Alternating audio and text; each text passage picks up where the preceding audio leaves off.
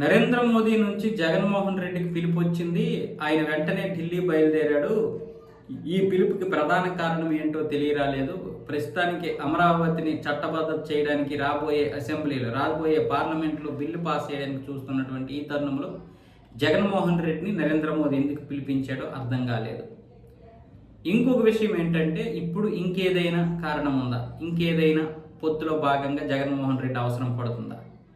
ఇలా రకరకాల ఊహాగానాలతోనైతే జగన్మోహన్ రెడ్డి ఢిల్లీ పర్యటన విషయంలో ఈ యొక్క ప్రచారాలు అయితే జరుగుతున్నాయి. అయితే ఇప్పుడు జగన్మోహన్ రెడ్డిని నరేంద్ర మోదీ ఎందుకు పిలిపిస్తాడు?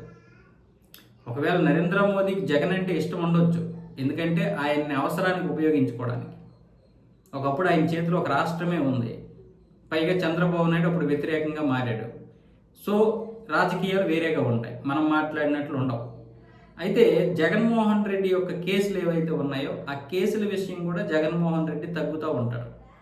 జగన్మోహన్ రెడ్డికి బీజేపీ అవసరం ఎప్పటికీ ఉంటుంది. బీజేపీ జగన్మోహన్ రెడ్డిని అవసరం ఉన్నట్లుగా వాడుకుంటుంది, అది వాస్తవం, అందులో ఎవరు ఇచ్చేయలేము. రేపు పొద్దున్న చంద్రబాబు నాయుడు తోక జాడించినా జాడిస్తాడు వీలైతే, ఇప్పుడు మరి జాడించట్లేండి కానీ.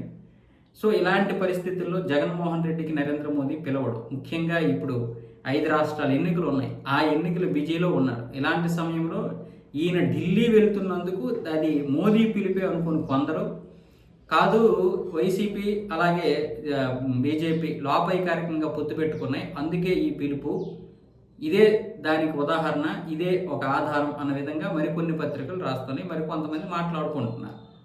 కానీ ఇవన్నీ వాస్తవాలంటే ఎలా వాస్తవాలు అవుతాయి?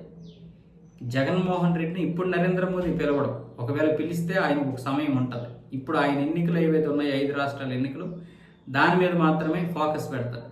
ఇక పార్లమెంట్లో అమరావతి బిల్లు పాస్ అవ్వాల్సింది, అది అమిత్ షా మొత్తం చూసుకున్నాడు. అమిత్ షా కాక మొత్తం అంతా రెడీ చేసాడు, తన యొక్క శాఖ నుంచి మిగతా హస్తినలో జరగాల్సినటువంటి అన్ని పనులు చేసుకున్నాడు. ఇదంతా కూడా వైసీపీ వాళ్ళు చేస్తున్నటువంటి ఒక ప్రచారం కూడా, నరేంద్ర మోదీ గారే పిలిపించారు మా వాడిని అని. ఇక్కడ జనసేన టీడీపీ కొంచెం ఉలిక్కి పడతాయనే ఉద్దేశంతో, అంతే, అంతకుమించి ఇంకేం లేదు.